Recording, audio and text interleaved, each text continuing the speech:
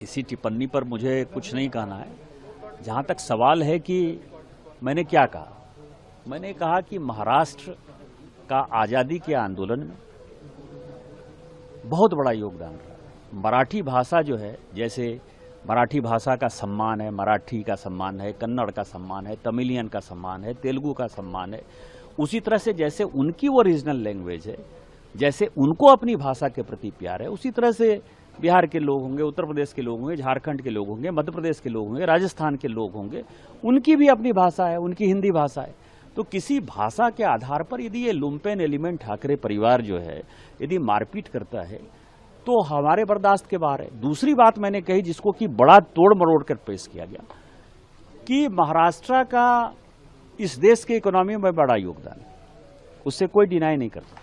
हमारी बातों को जो है गलत ढंग से लोगों ने समझा, लेकिन हम ये कह रहे हैं कि मुंबई जो है या महाराष्ट्र जो टैक्स पे करता है, उस टैक्स पेयर के मनी में हमारा भी योगदान है।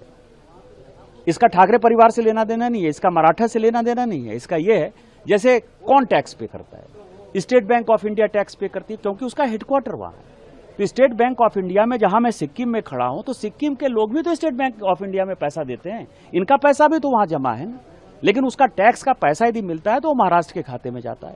LIC है, इतनी बड़ी इंश्योरेंस एजेंसी है, उसका हेडक्वार्टर कहां है।